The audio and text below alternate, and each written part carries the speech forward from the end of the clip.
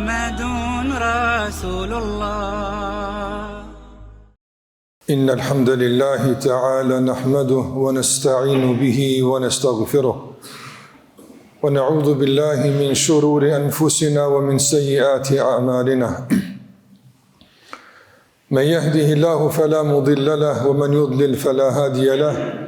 أشهد أن لا إله إلا الله وحده لا شريك له وأشهد أن محمدا عبده ورسوله ثم أما بعد. Të nderuar vëllezër besimtar, të gjitha falendrimet, lavdërimet, adhurimet tona të kujtojmë vetëm Allahut të mëdhenuar, atë falenderojmë dhe vetëm prej tij ndihmë dhe falje kërkojmë. Dëshmoj se nuk meriton të adhurohet me të drejtë askush pas Allahut, i cili është edhe i vetëm, dhe dëshmoj se Muhamedi alayhi salatu wassalam është rob dhe i dërguar i tij i fundit. Të nderuar vëllezër, në kuadër të parimeve tona elementare që burojnë nga feja jonë është bindja jonë se Islami na mëson që të jemi të zellshëm, të vyeshëm në të gjitha fushat e jetës. Islami si një udhëzim hyjnor është i kompletuar dhe si i tillë përfshin të gjitha aspektet e jetës. Nuk ka aspekt të jetës së njeriut, familjes apo shoqërisë që nuk e mbulojnë mësimet e shpalljes, që nuk ka udhëzim besimtari se si të sillet në situata të tilla. Në anën tjetër, Allahu te barekuhu te na ka mësuar se ai është dhuruesi begative. Dhe përballë kësaj ne duhet t'i njohim begatit, t'i vlerësojmë, t'i mirënjohës, t'i ruajmë begatit, duke qenë ndaj Allahut falendrues dhe duke i përdorur begatit ashtu si duhet. Në kuadër të kësaj të nderuar vëllezër që e përmenda të parën dhe të dytën, ndëlidhet edhe një ditë që sot gjithë shqiptarët kudo që janë e shënojnë, që një ditë e rëndësishme të shëndërtimit të pavarësisë dhe rrugtimit të tyre deri në ditët e sotshme. 28 nëntori është dita kur është shpallë pavarësia e Shqipërisë në një kohë të rrezikshme, në një kohë të kopshme, në një kohë të vështirë, ku realisht kemi qenë të rrezikuar nga të gjitha aspektet. Ka qenë situatë të jemi apo mos të jemi. Ka qenë situatë ku realisht fqinjët tanë që kanë shikuar gjithmonë me sy të përvetësimit, me sy të glabrimit, me sy të marrjes së tokave tona, kanë prit momentin e duhur kur ta bëjnë këtë çështje. Ta realizojnë ëndrrën e kahmotshme që të jemi një popull i shpërngulur, i shkapërderdhur, pa tokë, pa dhe, pa vatan. Po Allahu te barekuhu te deshti ndryshe, ku disa burra u organizuan dhe e kuptuan situatën, e kapën momentin dhe të bashkuar, të organizuar, shpallën atë që sot shënohet si dita e pavarësisë. Për neve se besimtar musliman, çka do të thotë kjo? Dikush mund çuditet të thotë, e pse për këtë datë flasim në xhami? E pse për këtë çështje flasim në xhami? Të nderuar, e ku të flasim pra? Nëse në xhami do të mësojmë për atë dheun, për vendin, për kontributin, për bashkëpunimin, ku presim me mësu? Realisht ata burra që e bën këtë punë nga xhamit kanë dalë dhe nga këtu mësimi janë brimosur dhe emrat e tyre janë të njohur, të ditur. Prandaj unë nuk dua që të përcjellim mesazhe historike, nga se as nuk jam historian e as nuk është hutbeja për këtë çështje. Mirë po, dua të shfrytëzoj rastin që të ndërlidhim mes të kaluarës dhe të tashmes, dhe me të kaluarën t'i japi disa përgjigje për kohën tonë të tashme. Ajo kohë kishte sfidat e veta, telashet e veta, dhe njerëzit e asaj kohe përgjigjen ashtu si duhet. Dhe ja, sot ne i vjelim frytet e kontributit, mençurisë dhe pjekurisë së burrave të asaj kohe. Pyetja është, a jemi tash ne të pjekur mjaftueshëm? Apo sillemi me të vërtet me përgjegjësi si duhet karshi sfidave tona? Ata atë adet të coptuar dhe atë rrezik për ta ndarë përjetësisht realisht e mbrojtën. E mbrojtën me unitet, me bashkëpunim dhe duke tejkaluar gjitha dallimet, madje ato fetare. Sot të nderuar vëllezër, apo sillemi me përgjegjësi karshi kësaj që e kemi? Jo rrëherë të nderuar vëllezër, po përjetojmë tensione të ndryshme që realisht po shkaktojnë barikatime në popullin tonë. Ndarje që po rrezikojnë deri në një përçarje kombëtare, Zoti na ruajt. Kam përmendur disa herë se është e natyrshme që të kemi dallime, nuk mund të jemi të uniformuar në mendimet tona. Njerëzit mendojnë ndryshe. Mirë, po duhet na bashkon interesi përbashkët. Duhet na bashkojnë rreziqet që t'ja dalim së bashku, nga se të gjithë jemi të kanosur nga rreziqet që po na rrethojnë e po na kërcojnë çdo ditë. Islami na ka mësuar të ndërlozur që vendin ku jetojmë ta vlerësojmë, ta çmojmë. Ta llogaritim si begati dhe si mirësi. Dhe përderisa është kështu, ta ruajmë e ta mbrojmë. Për këtë arsye, në udhëzimet e shpallës qëndron se ai që vdes duke mbrojt vendin në emrin e Zotit te bareka u taala. Ai që e mbron pasurinë, dinjitetin, moralin, derën e familjes së tij. Ai që e mbron pasurinë e tij, tokën e tij, si përgjigjje e mësimeve të Zotit xhallahu ala që na ka obliguar ta mbrojmë e ta ruajmë këtë. Ai që vdes në këtë mënyrë dhe vritet është shahid, është dëshmor, një gradë mas të qendrit pejgamber. Prandaj nuk është thjesht dëshmor, nuk është thjesht shahid. Prandaj Islami na ka mësuar që ta ruajmë e ta mbrojmë për së gjalli, por edhe nëse kërkohet jetën ta flojmë që ta fitojmë këtë gradë të madhe, për shkak se atë është begati dhe është mirësi.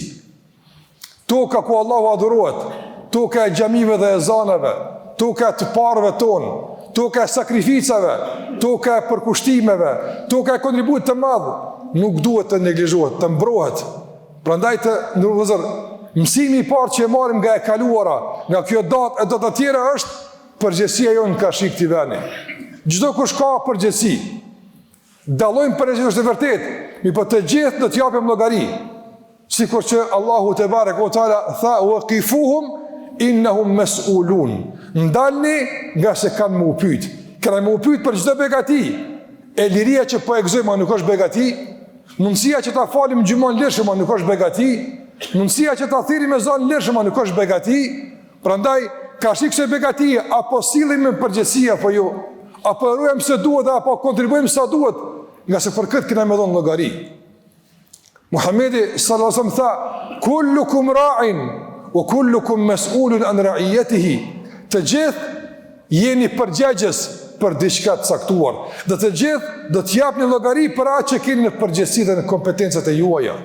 Prandaj të ndërlozur, çdo kush ka përgjegjësi. Përgjegjësia është ndarë në dy anë, që të japësh dhe të kontribuosh për të mirën dhe mos të bësh keq. Tek e fundit, një njeri që s'ka mundësi fare mirë me bo, edhe pse kjo nuk ekziston, por po e them hipotetikisht, nuk ka mundësi hiç mirë me bo, ka mundësi keq mos me bo. Edhe kjo është kontribut. Kontribut është kur fol mirë, po nëse nuk ke mundësi, kontribut është keq mos me fol. Kontribut është me livdu dikon me qenë mirënjohës, po nëse nuk ke mundësi, mos e shaj, mos e fyje, mos e lëndo. Prandaj kështu na ka mësuar pejgamberi alayhi salatu wasallam, i cili duke mësuar Abu Darda radhiyallahu ta'ala anhu si të jetë kontribut dhënës, produktiv, e ky sahabi e pyeste pejgamberin alayhi sallam gjithmonë, e nëse nuk ka mundësi, me bë këtë punë, çka i tha pejgamberi jon alayhi salatu wasallam? Tha: "Kuffa sharraka anin nas." Spaku sherr njerëzve mos i bë. Këtë ki mundësi me bë. Keq ki mundësi mos me bë. Prandaj përgjegjësia ndërlidhet me kontributin, me produktivitetin, me bamirësinë nga njëra anë dhe ndërlidhet me frenimin e vetvetes nga çdo punë e keqe, pahishme. Nëse nuk kemi mundësi të kontribuojmë në parafrimin e mendimeve, mos të ndikojmë në ndarjen e njerëzve. E kështu me radhë, një fjalë e mirë është sadak, një fjalë e mirë është tek Allahu xhallahu ala e shpërblyer si me dhon lemosh e sadak. Por një fjalë e keqe është çashtu gjithashtu kuptimin e kundërt. Pejgamberi më ka thonë, një njeri e flet një fjalë, nuk javënon mendjen shumë, mirë po tek Allahu ngritet në drejtë të larta të xhenetit. Një njeri tjetër, thot pejgamberi alayhi salatu wasallam, e thot një fjalë, s'ja kushton vëmendjen asaj fjale, por hudhet në xhehenem shkallë e shkallë të poshtë në mjerimin e dënimit të Allahut të mënduar.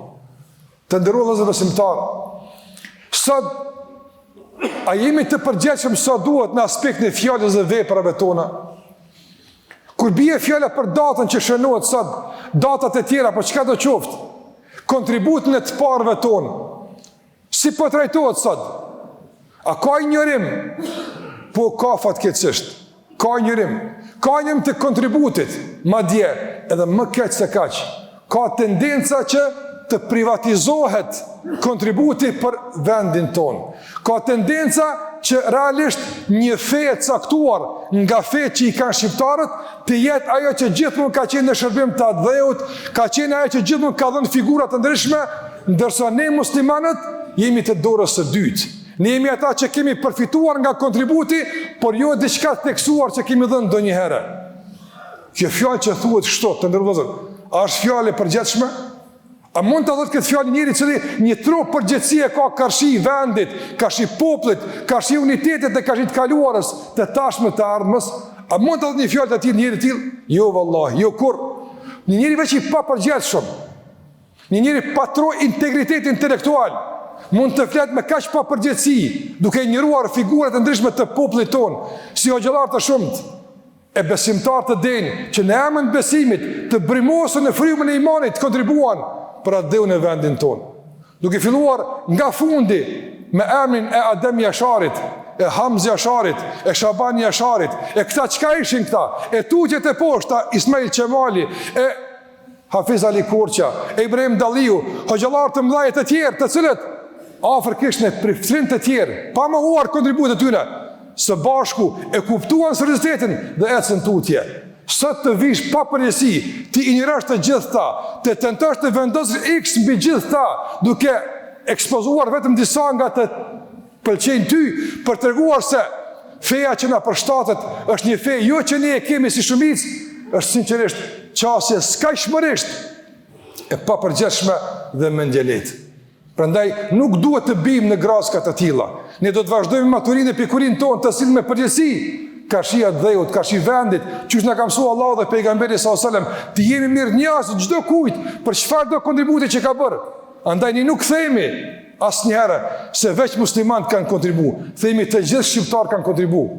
Edhe pse normalisht gjithkush pastaj e ka vlerën e tij, e ka nivelin e kontributit të tij, pa mohuar askën, as kontributin e as nivelin e as sakrificën. Prandaj përgjësia e fjalës, përgjësia e veprës, përgjësia karshi begatis është mesazhi që e marrim edhe nga kjo datë, edhe nga çdo datë tjetër që realisht na rikujton kontributin e të parëve tonë për lirinë që ne sot e gëzojmë të nderuar dhe besimtar. Muhamedi sallallahu alaihi wasallam na ka mësuar. Dhe ne që mësojmë këto mësime nuk mund të jemi shpërfillës. Po ai që e mohon pejgamberin ton, ai që e fyn pejgamberin ton, ai që nuk ka pikë ndërgjegje për pejgamberin ton, mund të flet fjalë të tilla. Nga se nuk është i udhëzuar me mësimet e dritës së shpallës fatkeqësisht. Çka na ka mësuar pejgamberi jon të ndërvozën? Pejgamberi alayhis salatu wasallam dini, ishte i shtypur në Mekë. Ishte i persekutuar në Mekë. Dhe në përpjekje për të gjetur një hapësirë më të volitshme për misionin e tij doli nga Mekëja. Shkoi në Taif. Edhe atje nuk gjet mirë kuptim. U refuzua, u dëbua. Deshi që të kthehet prapë në vatanin e tij, në vendin e tij, në Mekën e tij. Mirë po kur ishte Mekës, refuzuan me e pranu. Tha ke dalë nga Mekja, nuk hyn mbrana mo. Mbeti jashtë i dërguar jon alayhi salatu wasalam. Një njeri nga idhujtarët, nuk besonte në pejgamberin sallallahu alajhi wasallam, po ishte njeri, kishte karakter e dignitet. Çfarë bëri? Tha unë të fus në Mekë, ti je në mbrojtjen time. Dhe e mori e futi pejgamberin sallallahu alajhi wasallam në Mekë. Dhe kaq, nuk besojnë pejgamberin sallallahu alajhi wasallam, nuk ndjeku rrugën e tij, vazhdojnë fenë e tij. Vazhdojnë në idhujtari. Vdiq ky njeri të ndërrozën. Pas sa viteve u shpërngul pejgamberi alayhis salam në Mekë, në Medinë, nga Mekë në Medinë. Pastaj edhe atje nuk e lënë rahat kur ishte Mekës. Ndodhi betejë e Bedrit. pak kilometra afër Medinës, pak. Ata kishin ardhur nga Mekja për ta sulmu pejgamberin alayhi salatu wasalam. Dhe në betejën e Bedrit u zun rob 70 nga kurajshtë e Mekës. 70 idhujtar u zun rob. Dëgjone pejgamberin e mëshirës, dëgjone pejgamberin e unitetit, të bashkimit, njerëzimit, humanitetit. Dëgjone çka thot pejgamberi i Allahut te barekuhu teala. Pejgamberi i mirënjohjes dhe falënderimit, çka tha? Kishte me qenë filoni gjallë. Qaj filoni. Dhe me kërku me i liru këta, kisha me ja falë krejt. Sja haraj mirësin që ma ka bo, kër më ka fut Meke. Nja 70 me nja. Nja aja ka shpëtu e futin Meke, kër 70 për elshën për ta. Tha të kishte me qenë gjallë. Nuk ja haraj. Nuk tha ka qenë u dhujtar. Nuk tha ka qenë u musliman. Andaj tja shpërfildu në bamirësin, tja haraju në kontributin. Jo. I dhujtar, feja është e ti, ama kontributi duhet dërsuar, t'jem mirë njës. Sarë kemi folë nga kjo mimber, nga kjo gjuma, kemi thënë, jemi falërues, Allahut fillimisht, normal, nga sa është zotë jonë, a është dhuruesi begatis, pastaj, mirë njës, dëshmorëve, mirë njës, të burgosëve politik, gjithë veteranëve, gjdo kuj që ka dhenë mundin ma minimal, që sot situata tje qëfare kemi. Por mirë njës edhe aliatëve që në ndimuan, forcave të NATO ose kështu më radhë, a duhet me qenë mos mirë njës, pëse ata nuk kanë fenë si kurse na? Kush në ka mësu kështu? Në ka mësu islami që ti mirë njës, kush do qoftë? Mirë njës, denke jamet, kur se harrojmë, ndërhyrjen, intervenimin për krajnë e vazhdushme, dhe jemi falëndrues, edhe për ndërhyrjen, por edhe për mikpritjen e diasporës që kanë dalë me gjepat zbrazur, e sot janë nga kontributëdhënës më të mëdhenj të buxhetit të Kosovës dhe ndihmës tonë, familjeve tona dhe ekonomisë tonë. A jemi mos mirë njës? Jo, fetarisht e kemi të ndaluar. Prandaj që kjo fena ka mësuar me kontribu para dheun. Që kjo fena ka mësuar me kon të zelshëm, të guximshëm, me duru, me qëndru, mos me lshu venin. Dhe që kjo fena ka mësuar me kon bashk. Dhe që kjo fena ka mësuar me adit edhe tjetërt çfarë do ku feja ti. Prandaj ata që dalin në emër të feve tjera e nuk përfaqësojnë ato fe, e thojnë se gjithmonë shqiptarët ja kanë poharin kësaj feje, e kësaj kur, mënej që shumë janë të dyshim të agentët e tyne, dhe shumë janë të dyshim të levizit e tyne, nga se kur s'ka pas të tilla në vendin tonë, të ndërlozër, prej që islami ka im këto troje, shqiptarë kanë bashkjetuar me 3 feje, dhe asë një fe kur s'ka pas levizje, fushata, për tja tjetërsu fen tjetërit, asë një herë. Kur janë organizu muslimanët që realisht me fushatat caktuara të denigrojnë, nënçmojnë për buzin katolikët apo ortodoksët që të kthejnë musliman. Kur ka ndodhë kjo? Kishte me ndodhë, kishte me qenë numërin ndryshe sot, po s'ka ndodhë. E asë kundër ta s'ka ndodhë, përveç sot dëgjojmë lëvizje caktuara të organizuara që të rasin me plot gojë që ta përmirësojmë gabimin historik pëse na musliman e të kthejmë në fenë të parëve tonë. E s'la ka qenë feja e parëve tonë? Në cilën ka qenë ilirët pra, pasi që do na më kthejmë fenë të parëve tonë? Idhujtar, le të bënë çdo familje pra, ka një idhull, ka një guri, ka një shkëm dhe të kthejmë atje ku kemi qenë pra, nëse duhet më kthy dikun. Prandaj të ndërvëzër, kjo është absurditet, kjo është jashtë çdo normaliteti. Për këtë arsye, kjo datë shënohet për ta rikujtuar përgjegjësinë, për ta rikujtuar kontributin dhe për ta rikthyer në vëmendje mirënjohjen dhe vlerësimin për çdo kontribut, por edhe për ta ngjallë vedijen tonë që të vazhdojmë tutje me unitetin, me bashkimin dhe forcën tonë tutje, nga se sikur që ata kanë pas sfida në kohën e kaluar, kemi edhe ne sot sfidat tona. Nëse sot nuk sillemi me pjekuri, me maturi, me bashkim, me unitet, nëse nuk ulim tensionet, rrezikojmë krejt kontributin shekullor që kanë bërë të parët tonë që sot ne e gëzojmë dhe e shijojmë dhe shpresojmë ta gëzojnë dhe shijojnë gjeneratët e ardhshme, dashur Allahu i madhnuar, në emrin të Allahut edhe në udhëzim të Muhamedit alayhi salatu wassalam. Allahu na ruaj nga çdo fushat dashakeqe.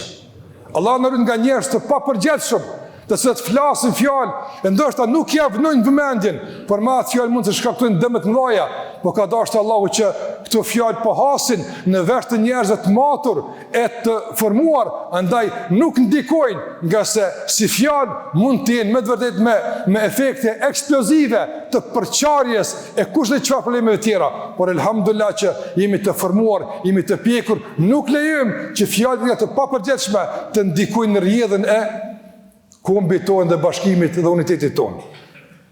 Kërkoni falje nga Allahu, nga sa Allah është falës, dhe është më shërua se kulli qawli hadha wa astaghfirullaha li wa lakum fastaghfiruhu innahu huwal ghafurur rahim. Alhamdulillahi rabbil alamin wa afdalus salati wa tammu taslima ala khayri khalqillahi ajma'in nabiyina Muhammad wa ala alihi wa sahbihi wa sallama tasliman kathira.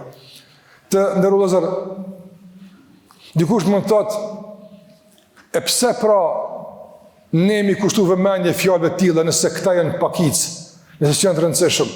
Është e vërtetë, ne nuk po kushtojmë vëmendje, për shkak se për neve nuk janë fjalë me peshë, nuk janë të rëndësishme, por janë të rrezikshme.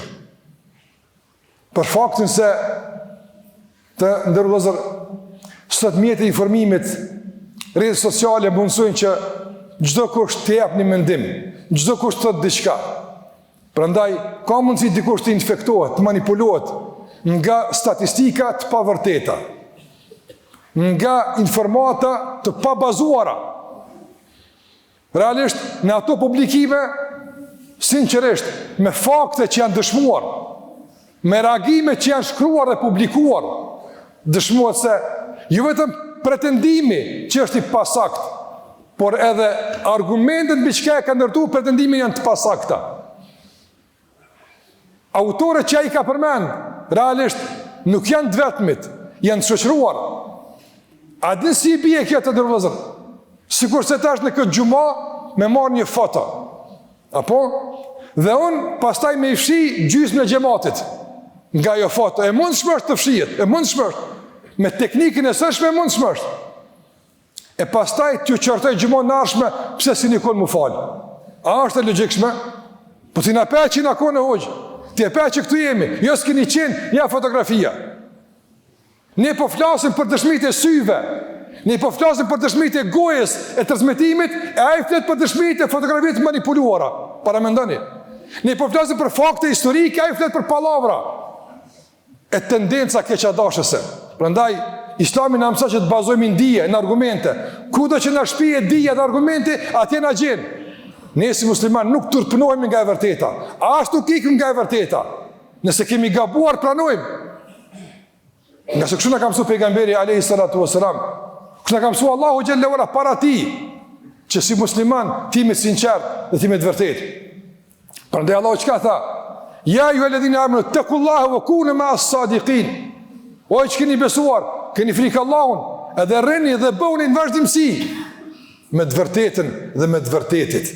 Kjo është rruga jonë dhe kjo është rrugtimi jonë. Prandaj, të ndërrozër, e kemi në emanet këtë vend, këtë kontribut, këtë prurje deri këtu, kemi emanet me që për para. Në nxënësin shkollën e vetë, në studenti, mjeku, politikani, hoxha, xhamati, gjitha profilet e shoqërisë, biznismeni, kush do qoftë, madje, edhe ai që ne mund ta konsiderojmë si njëri më i rëndom të shoqërisë, edhe ai ka përgjegjësi. Mos i si duhet.